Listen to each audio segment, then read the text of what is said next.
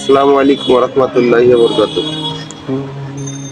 তো মানুষ অসুস্থ হলে কতটা অসহায় হয় সেটা আসলে অসুস্থ ব্যক্তি ছাড়া আর কেউ বুঝে না। তো কালকে থেকে প্রচন্ড ঠান্ডা, কাশি আর জ্বর। সকালবেলা আইছিলাম কুর্মিটোলা হাসপাতালে, এখন বাজে 2টা মতন। তো এখানে আসার পর আমাকে যে রিপোর্ট দিছিল, আশা করে ডেঙ্গু রিপোর্টটা দিছিল, রিপোর্ট দিছিল আমারে।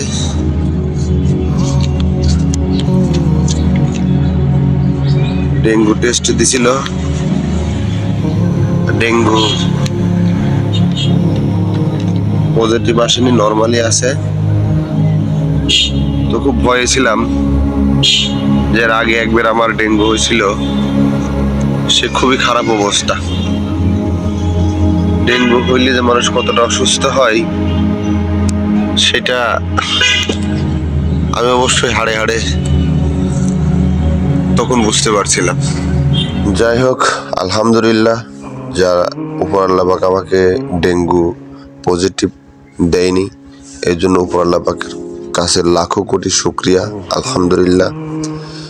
তো আপনাদেরকে একটা মেসেজ দিতে চাচ্ছিলাম, সেটা হচ্ছে যে আপনারা যারা কুর্মিটোলা হাসপাতালে ডাক্তার দেখাতে আসবেন তারা অবশ্যই সকাল 7টা কিংবা 7:30টার ভিতরে আসবেন। এখানে প্রচণ্ড মানুষ আসে, কারণ এটা সরকারি হাসপাতাল, তো এখানে প্রচুর রোগী হয়।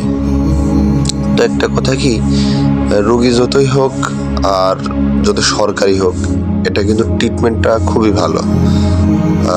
আমি এটা পরিবেশ সম্পর্কে বলি, এখানকার যে পরিবেশটা দিয়েছে খুবই সুন্দর একটা পরিবেশ, যেটা আমি ব্যাঙ্গালোরে দেখছিলাম। আবার দোতলায় যে এখানে ক্যান্টিনও আছে, আপনি চাইলে এখান থেকে খাবারও কিনে খাইতে পারবেন। তো সব কিছু মিলে কুর্মিটোলা হাসপাতালটা আমার কাছে বেস্ট মনে হয়, কারণ আমি ইন্ডিয়াতে ব্যাঙ্গালোরে অনেক হাসপাতালে ঘুরছি, সেখানকার পরিবেশ আর এখানকার এই পরিবেশগুলো আমি মিল পাই। তো ডিফারেন্সটা এতটুকুই যে এখানে অনেক সিরিয়াল হয়, মানুষ এত পরিমাণ চাপ দেয়, আসলেই তুলনাহীন।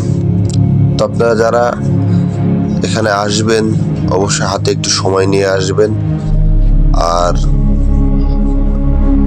কি বলবো, এখানে ধৈর্য সহকারে বসে থাকা লাগবে। একটাই কথা বলবো যে আপনারা এখানে প্রচুর সময় নিয়ে আসবেন। তো এতক্ষণ আমার ভিডিওটি যারা দেখছেন অবশ্যই আমার ফেসবুক থেকে দেখে থাকলে একটা ফলো দিয়ে রাখবেন, লাইক শেয়ার তো করবেনই, আর যারা ইউটিউব চ্যানেল থেকে দেখে রাখছেন তারা অবশ্যই সাবস্ক্রাইব করবেন।